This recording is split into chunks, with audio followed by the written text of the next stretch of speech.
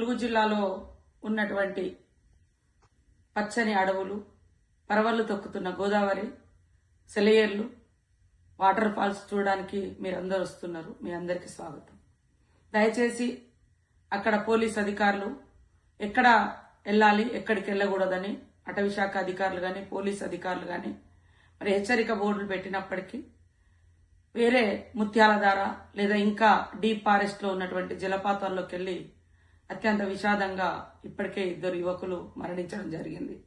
దయచేసి అక్కడ జిల్లా యంత్రాంగం ఏదైతే రిస్ట్రిక్షన్స్ పెట్టడం జరిగిందో అక్కడ ఏదైతే మనము అంటే ఏర్పాట్లు చేయలేదు, అది న్యాచురల్ గా ప్రవహిస్తున్నటువంటిది. అందులోకి వెళ్తే ఎత్తైన కొండల నుంచి ఆ వాగులో పడొచ్చు, ఆ జలపాతంలో పడి చనిపోవచ్చు లేదా కొట్టుకపోవచ్చు. కాబట్టి ఆ ప్రాంతాలకు వెళ్ళొద్దు అనేది ఆల్రెడీ ఫారెస్ట్ వాళ్ళు పోలీసు వాళ్ళు హెచ్చరిక బోర్డు పెట్టడం జరిగింది, సూచనలు చేస్తున్నారు. అయినా చూడాలనేటువంటి ఆసక్తితో చాటుగా వెళ్లి ప్రాణాల మీదకి తెచ్చుకుంటున్నారు. దయచేసి అటు వెళ్ళకండి. టూరిస్టులందరికీ విజ్ఞప్తి చేస్తున్నాం.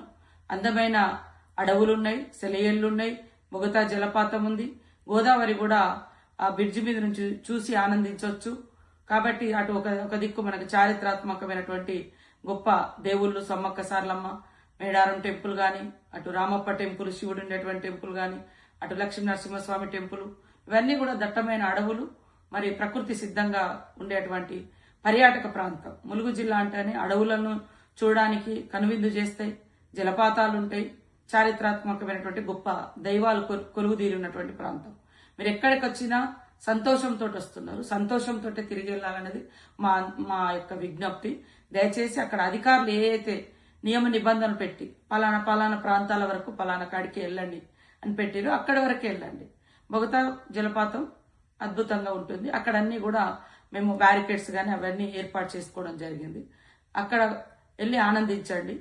అంతేగాని అంటే తెలియనటువంటి కొండల్లోకి గుట్టల్లోకి వెళ్ళి ప్రాణాల మీదకి తీసుకొచ్చుకోవద్దని విజ్ఞప్తి చేస్తూ ఇప్పటికే 2 మరణించారు. చాలా అత్యంత విషాదకరం, బాధాకరం. కాబట్టి దయచేసి మిగతా టూరిస్టు సోదరులు సోదరిమణులు ఎవరు కూడా డీప్ ఫారెస్ట్ లోకి వెళ్ళి ప్రాణాల మీదకి తెచ్చుకోవద్దని కోరుకుంటూ మీ అందరికీ విజ్ఞప్తి.